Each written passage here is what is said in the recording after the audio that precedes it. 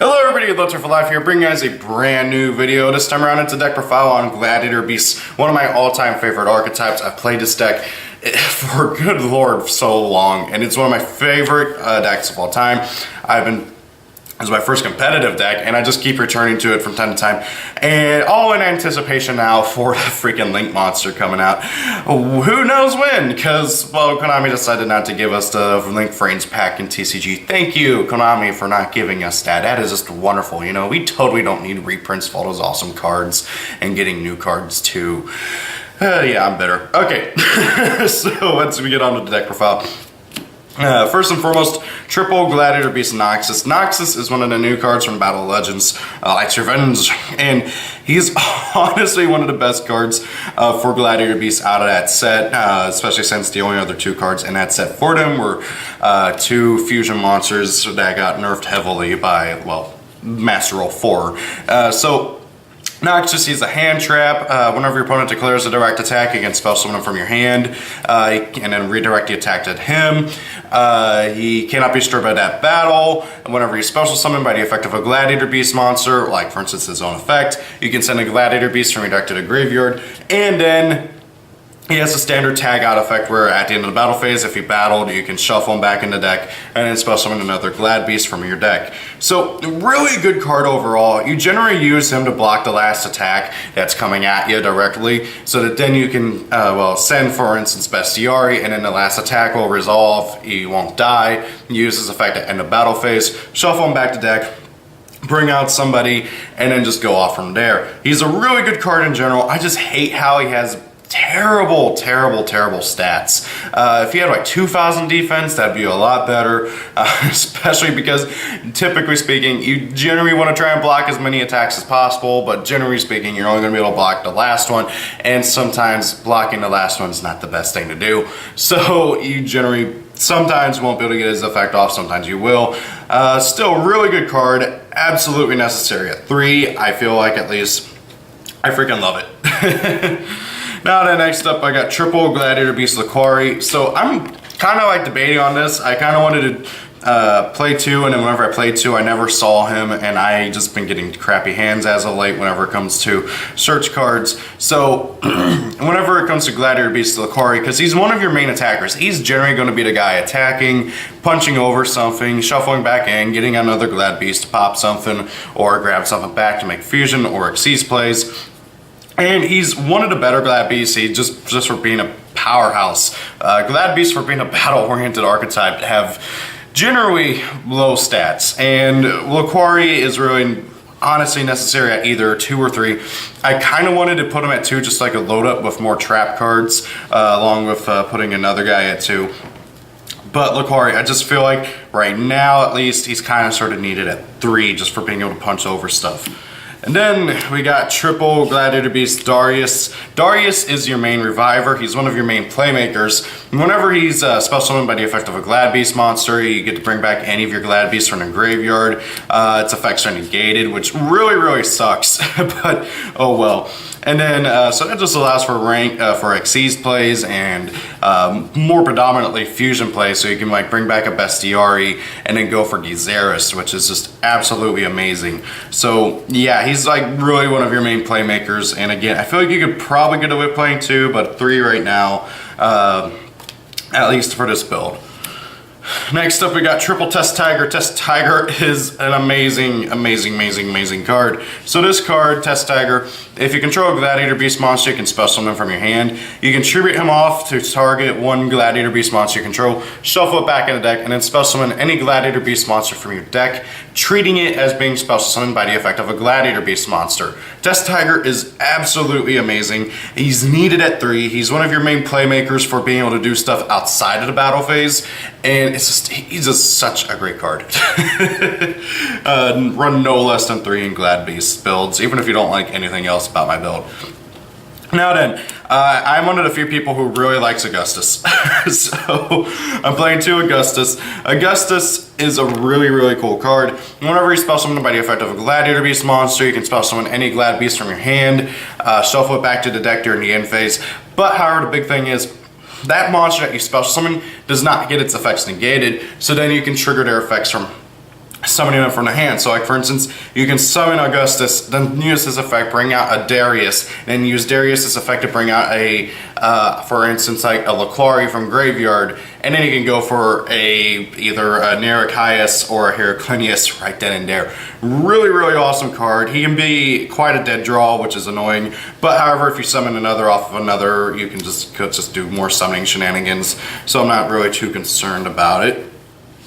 Next up, I got 2 Gladiator Beast Aquist. I think I'm pronouncing that right. So whenever he is summoned off the effect of a Gladiator Beast monster, you get to add any Gladiator Beast card from your graveyard back to your hand.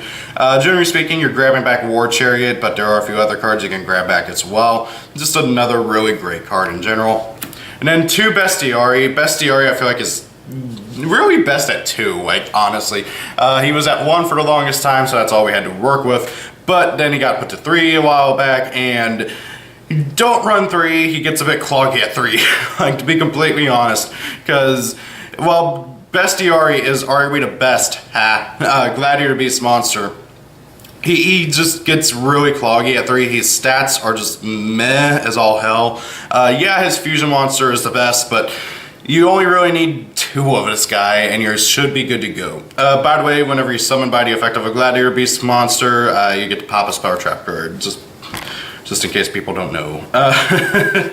So now then, next up is good old Gladiator Beast Murmillo. Gladiator Beast Murmillo is a really great card just for being the fact that whenever you summon off of the effect of a Gladiator Beast monster, you get to pop any monster on the field. It is mandatory like Bestiari, so that means that if you summon him and he's doing monster, you gotta pop him, which is rather annoying.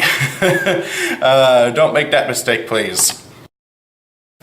Now then, for the final monster though, it's Maxi. You know, one of the best hand traps in the game. Limited at 1, and it's just really needed to keep up with the faster paced decks. Gladiator Beasts are not known for being super fast, and this card just helps keep up with the faster paced decks, which is really nice. And I don't have the money for any of the big hand traps, you know, like Ghost Dash or anything. If you do have the money for Ghost Dash, you can play it as well, obviously, or just load up with more trap cards. Now then, next up for spells, I got triple Gladiator Proving Ground. This card lets you add any level 4 or lower Gladiator Beast monster from your deck to your hand. Really, really great card. I mean, it's a Rhoda for the deck. Not much else to say about it. Triple Pot of Duality, because this deck, while it does do a lot of special summoning, it needs a consistency boost. This deck really, really sucks with consistency in the modern day, and you need to have some way of getting to your cards a bit faster, and Pot of Duality helps out. You got to be really smart about when you want to do it though, so it generally is used to get to your trap cards and your spell cards a bit faster most of the time. And now here's a tech that I really, really like. 2 Arrival Rivals. I can't pronounce this for the life of me. The Censor Cheek Pinch. So this quick play spell states that during the battle phase, you can immediately after this card resolves, normal summon 1 monster. Really, really good card because it's additional normal summon, and you're going to be summoning out more Gladiator Beasts a lot. There's not many easy ways of getting additional normal summons in Glad Beasts. Glad Beasts, you can't like throw in the Brilliant Engine. I mean, you could try, but it'd just be inconsistent and cloggy. And the Arrival Rivals helps out a lot. It really, really does, because it just gives you that extra normal summon, gets you another monster, and it's during the battle phase, so then you can summon out that monster, attack with it, and tag out. Really, really great card for this deck. I almost feel like it was made for it. Just an amazing, amazing card for Gladiator Beasts to use. Next up, I got 2 Book of Eclipse. The idea is to Book of Moon to everything your opponent controls so you can attack. So generally speaking, since it also Book of Moons your stuff, you activate this before you summon anything or before you've like done anything with your monsters, so you can just flip summon them. And then you Book of Moon your opponent's monsters, attack over them, and then proceed to tag out and do shenanigans. 1 Indomitable, good lord, Indomitable Gladiator Beast. So this card I feel like is pretty underrated. It's a pretty decent one of. It's a quick play spell card. Target 1 Gladiator Beast you control, gains 700 attack points if I remember. Oh no, 500. I don't know where I got 700 from. 500 attack points. And then if it's in the graveyard, you can return 2 Gladiator Beast cards in your graveyard from your graveyard to your deck, and then add this card from your graveyard to your hand. Really great card in general. It just is a constant recursion. It's a mini pot of avarice too, like just being able to constantly reuse it and constantly shuffle back your Gladiator Beasts. It's really, really great. I absolutely love this card. I don't get why more people don't play it, because Gladiator Beasts, for being a battle-oriented deck, suck in terms of attack power, so this card just helps out a lot. 1 Soul Charge for stupid Soul Charge plays, 1 Dark Hole for wiping out my opponent's board so I can go for a game, 1 Book of Moon, just again like Book of Eclipse, you know, Book of Moon everything so you can attack over. Obviously also Book of Moon and Book of Eclipse can be used defensively just as much as they can be offensive. And then that's it for the spells. For the traps, I got triple Gladiator Beast War Chariot. Kind of goes without saying, this card is one of the best cards in the archetype. It's one of the reasons why the deck did so well back in the day. So this is a counter trap. Whenever a monster effect is activated, while you control a Gladiator Beast monster, negate that effect and destroy that monster. And this can negate any monster effect anywhere. Banished monster, main monster zone, extra monster zone, graveyard, in the hand. Doesn't matter where. If it's an activated monster effect, you can negate it with this card. Now, obviously, a lot of people just use Strike nowadays, and Strike is arguably the better one because it can also negate summons. But War Chariot for being recurable, thanks to a quest, and well, also Indomitable Gladiator Beast, but you generally don't want to do that. This card is just a great card in general, just a powerful, really, really insane card in the deck. Next, I got 2 Waboku. I really want to play 3, but for the life of me, I can't find a Waboku anywhere. I used to have 3. I don't know what the hell happened to it. So Waboku is actually, fun enough, my favorite trap card because I used to play it all the time in Glad Beasts, and Glad Beasts were my favorite deck back in the day. And this card is single-handedly one of the best trap cards that's like just a generic trap card for Gladiator Beasts. Like, it's so good in Gladiator Beasts. Gladiator Beasts have an archetypal version of it that is honestly not that great, but it really could have been better. So Waboku, you take no battle damage, and you take well, your monsters can't be destroyed by battle. So you activate this when your opponent goes to attack over a Glad Beast. That Glad Beast can't be destroyed, and you take no battle damage, and that goes for all battles for the whole turn. So your opponent can't run over anything, and you take no battle damage. So then all they get to do is trigger one of your Gladiator Beast monster effects at the end of the battle phase to be able to do something. This card has kind of fallen out of favor in most builds that I've seen lately, which is weird. Like, a lot of people are preferring to go for the Book of Mooning stuff with like Quaking Mirror Force and alike, but still, we're just really, really great card in general. I really want to play 3 if I could find a 3rd. For the life of me, I can't though. Also, keep an eye out. Make sure you try not to get the old card text. So originally Waboku just said that, oh, you take no battle damage, but however, they errated it for like a long time afterwards that, oh, hey, you take no battle damage and your monsters can't be destroyed. But, well, that's something to really kind of pay attention to. Next up, 2 Floodgate Trap Hole. This card is obnoxious as all hell. Oh, hey, your opponent just Pendulum Summon. Okay, this card, Book of Moon, everything. It's really, really, really annoying for your opponent. It can really screw over a lot of what they want to do, and can Book of Moon a big boss monster. The only thing it can't hit, obviously, is Link monsters, but the general idea is to Book of Moon stuff before they can go for the Link Summon. So then they can't go for the Link Summon because, well, you gotta have face-up monsters to go for a Link Summon. Then we got 2 Storming Mirror Force. I kind of feel like this is a bit better right now than Quaking Mirror Force, just because, generally speaking, your opponent's going to be attacking with a crap ton of extra deck monsters, and while returning them all back to the extra deck, it makes for a very obnoxious play for your opponent, so yeah. 1 Torrential Tribute, just to screw over what my opponent's doing during their turn, and hopefully wipe their board so I can go for a direct attack next turn with another monster in my hand. And then 1 Heavy Storm Duster to be used during the opponent's turn. It's another trap card. It can be used during your opponent's turn, and you don't lose the battle phase, which is really nice. This deck really doesn't need Twin Twister or Heavy Storm Duster though, because, well, you got Bestiari and Gyzarus, and those cards are just, well, better for the most part. But however, I still feel like 1 Heavy Storm Duster is needed just in case you do run into certain things, like for instance the very obnoxious Spiral Sleeper play or anything like that, for getting rid of Spiral Resort and anything else they might have. Then that's it for the traps. Onto the extract. So first and foremost, we have 2 Gladiator Beast Heraclinius. Really, really good card. He needs 3 Gladiator Beasts to go into, and one of them needs to be Laclari.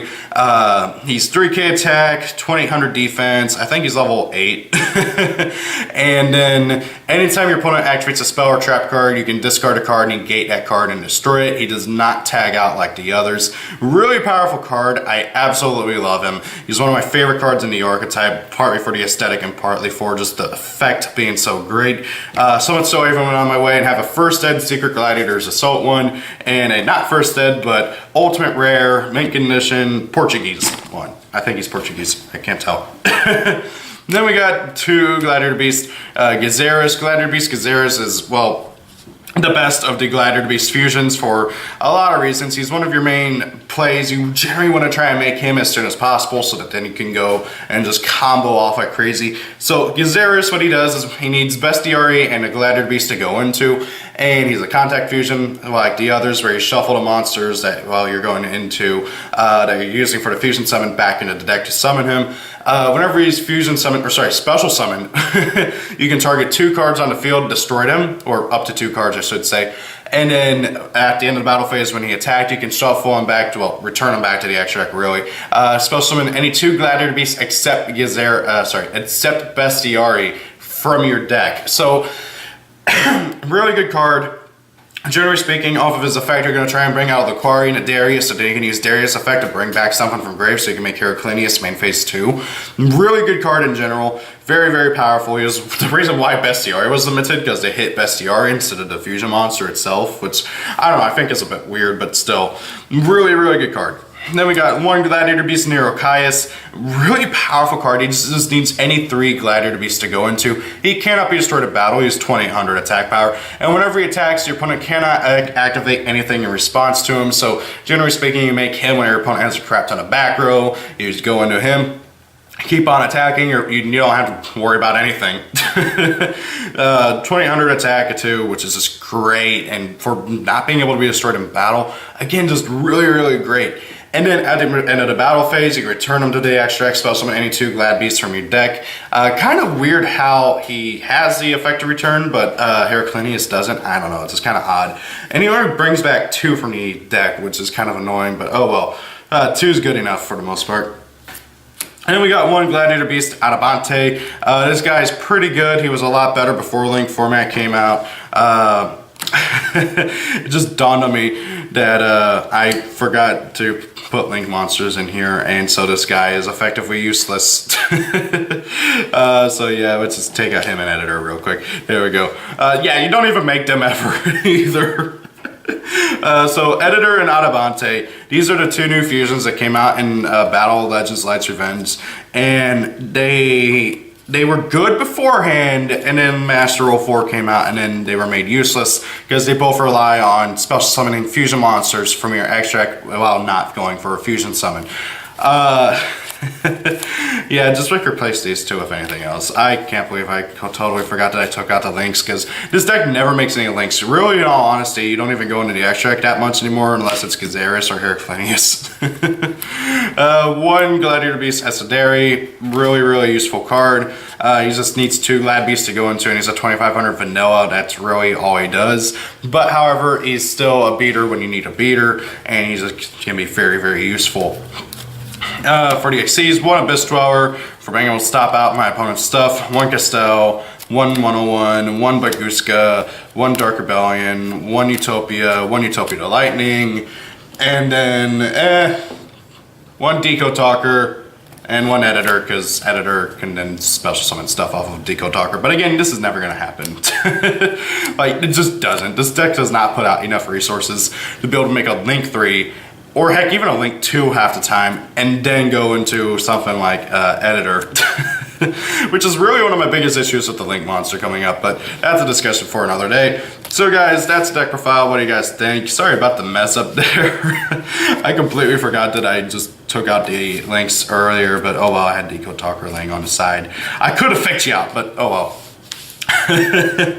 So guys, that's the deck profile. What do you guys think? I absolutely love Gladiator Beasts. They're one of my all-time favorite decks. They will probably forever remain one of my all-time favorite decks. It's just such a fun deck to play, and it's we used to be pretty competitively viable. I mean, hey, it used to be well known that, oh, hey, whenever a format changes and nobody knows what to play, they just go to they just like default to Glad Beast. That doesn't happen anymore. People default to Burning Abyss now, which is kind of funny. But however, yeah, this deck just got power creeped all hell over time, and I think Monster doesn't really do much to help. But oh well, I'm still excited. Thank you all for watching. Hope you guys enjoyed the video. Have a great day. If it's your birthday, happy birthday. See you all later. If you have any ideas, recommendations, or concerns, please leave your comments down below. I may not always reply to your comments, but I do read them. Peace out and goodbye. Oh yeah, and it's almost New Year's. Happy New Year.